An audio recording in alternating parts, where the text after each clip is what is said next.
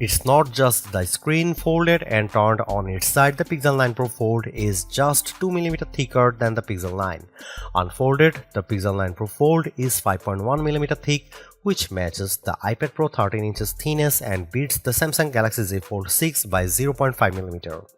It weighs just 257 grams, which is 27 grams less than the Pixel Fold. If there is one compromise with that lovely touch and hold frame, it's that you lose a little bit of battery, with the capacity reduced from the Pixel Fold's 4727 mAh to 4650 mAh. I won't know the impact of that loss until I have tested the Pixel 9 Pro Fold over an extended period.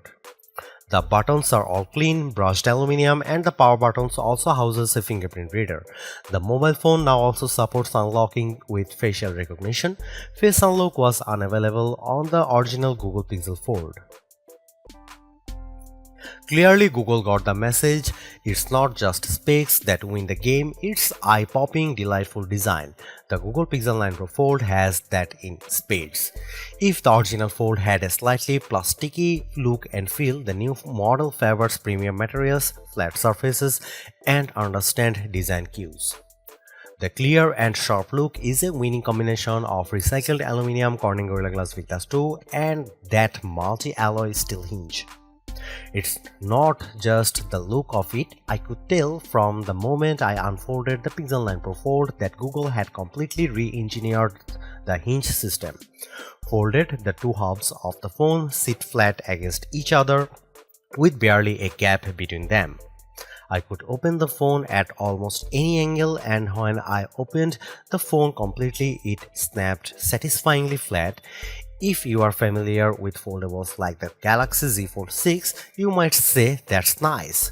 But if you remember the Pixel Fold and its inability to lie flat, you know it's a big deal.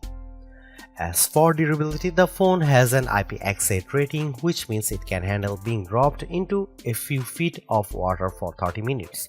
There's no mention of a dust or debris rating, so I would be extra careful if you plan to bring it to the beach. The flexible Actua display unfolds as cleanly and surely as you'd hope. When the large 8-inch display is flat, it looks as it might have the best crease in the business. By that I mean it's very close to unnoticeable. Still, I'll need to see it side by side with the other best foldable phones to know if that initial impression holds up. 8 inches stands as the largest folding phone screen on the market, and Google has achieved this by putting the camera behind the screen and by switching back to an aspect ratio 20:9 that more closely matches competitors from Samsung and OnePlus. The original Fold had a 6:5 aspect ratio that didn't play nice with some major apps. The more squarish aspect ratio means that standard apps will look more normal and not be cut off on the main display. But that larger main screen size also pays a dividend with the cover display.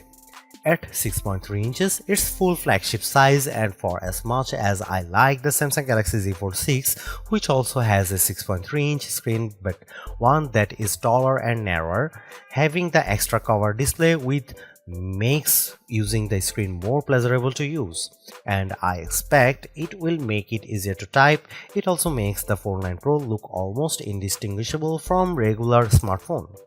Looking at the screen front on, the only giveaway that this is a foldable is the squared off left side, which accommodates the hinge where the right side is curved.